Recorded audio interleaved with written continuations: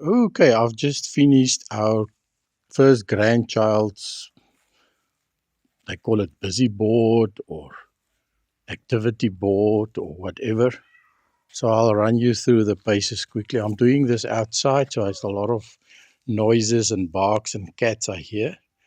So if we start at the top here, I just cut a piece of an old jean. So here you can undo a belt, you can undo a zip as well as a button. Next we have a few, these are just things lying around in my junk box. This has got a nice soft texture to it. It was actually a roller for a ink system. This is a little wheel that can turn around and also turn these normal casters. Just two of them. And then over there we have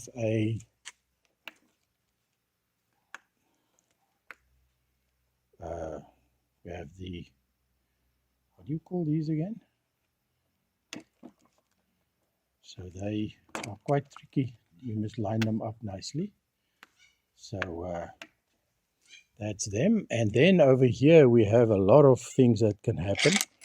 So this can slide out as usual. You can even park it here if you want. Why doesn't you want to? There we go. A little hook that can also hook in on this side. And then you open the door. And there you have the girl herself with her best pets and mom and dad. On the next level, we have some activities. I had some of these old spools lying around from my sailing days. So I just put a piece of bungee on the end there. And what's interesting is you can see the different speeds at which these turn. And that one doesn't turn at all unless you make it go sideways.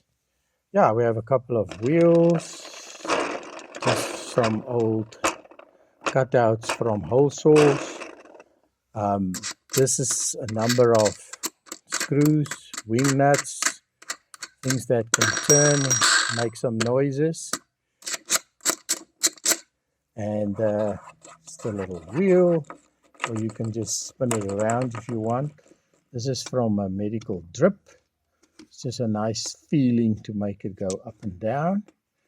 And then we have a tap over here, which is just another action that you can take. And then there's a telephone on this side, an old telephone, and this is still work in progress, but I actually want to make the two phones speak to each other. But of course, this is always a very nice activity for kids who don't know how it used to be back in the day. And then she loves switches. So this is outside, so it won't show up so nicely. But you should get the effect of just a string of lights that's all around, LEDs. They are fairly well protected being in a pipe, also an old drip pipe. So they work off batteries which are hidden inside here. So the two battery packs are hidden in the middle, and to access them you need to undo one screw over this side, one screw on the other side. The whole thing is hinged at the top, and the battery packs are then held on by clamps, so you need a screwdriver for that as well. Luckily you don't need to do that very often, but clamping it like this actually makes it quite sturdy. It's on a bit of a wobbly table at the moment, but if this is on the floor it is very sturdy and should not fall over. So we go over to the other side. Here are just, this is fairly advanced, a number of buttons that they can undo and redo, just probably at a later age. And then there's just a fidget spinner over here that is actually a bit of a transformer, so you can make it go straight, and not sure how long this will last, or you could even make it go at an angle if you like. Only when they are all the same will it be balanced, so that would be a fairly complicated thing to figure out, but hopefully this will last. If it breaks, I'll just fix it again. We have another zip and a piece of Velcro and another slide.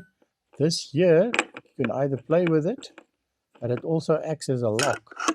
So unless you have that in the right position, you can't open that. And there we are again, mom and dad, cat and dog and herself. This here was actually an addition because the slide was jamming with a hinge. So I just had to add that, but that was just collateral damage. So on the next level, we have a couple of things. Again, she likes lights. So, and this is a different action switch this time, just to shed some light on the situation. I always like these old-fashioned curtain rails, and added a couple of activities to undo things, different types, some fairly complicated. This one here is fairly complicated because you need to push that open and get that right. I've made everything so that it cannot come off, so that things will stay on the board and you don't lose things as you carry on. This one's also fairly complicated because you need to unscrew, and then there's a spring loaded. Now I can't even get it myself. There we go. So yeah, some fairly advanced, and will probably at a later stage will come into play. Again, another door, same thing here and over here, and there's the girl herself when she was 8 months old. This was just a thing that was lying around, and I thought I'll just add that. I hope I'm not going to pinch any fingers. You can pinch that if you want.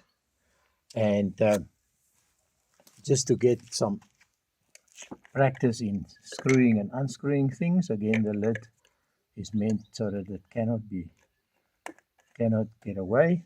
This thing I just found in my garage. It used to be back in the days of computer paper tape.